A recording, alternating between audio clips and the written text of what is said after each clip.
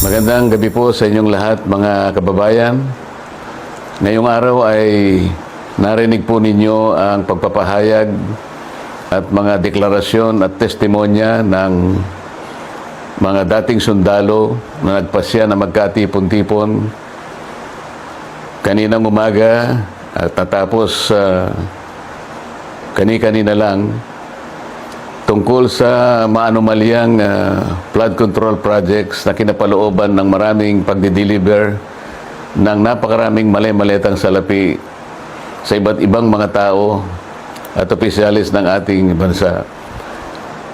Yan po ang sinasalamin sana, mga kababayan, ng dapat na nangyari na inaakala naming huling pagdinig sana ng opisyal na Blue Ribbon Committee na aming sinet noong June 11, 2026. Hindi nga po natuloy yun, mga kababayan, dahil nung matunugan ng ibang mga kasama namin na kami magdadaos uli ng panghuling hearing na lang ng Blue Ribbon Committee, ay sinabi nila na mayroong security threat ang Senado at ang aming mga kawani ay sinabihan nila na mag-work from home na lang.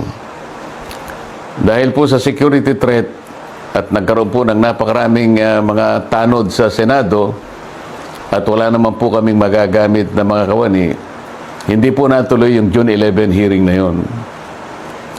At nang dahil doon ay nagpasya ang mga kumukupkup dun sa 18 at higit pang mga dating sundalo na maggawa na lang ng pagpapahayag na ginawa nga nila sa araw na ito.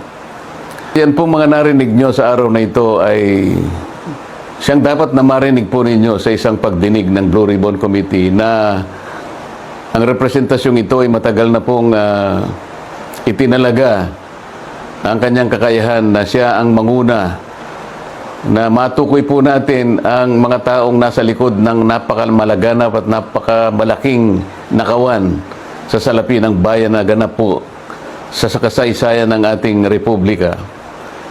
Nang dahil po dyan ay marami po ang nagkaroon ng galit sa inyong lingkod at ako po ay kinasuhan nga ng kahit mga imbentong mga kaso. At maaari pong isang araw, hindi po natin alam kung ngayon o bukas, sa makalawa, ay iahain po sa akin ang warrant of arrest upang ako po ay arestuhin upang hindi ko na maipagpatuloy ang aking gustong mangyari na matukoy po natin ang mga may kagagawan ng lahat ng ito at mapanagot natin sila.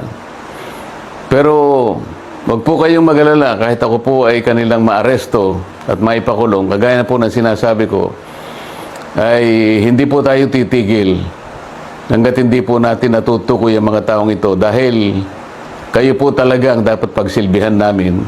Interes po ninyo ito. Huwag kayong mawawalan ng loob at huwag kayong mawawalan ng pag-asa.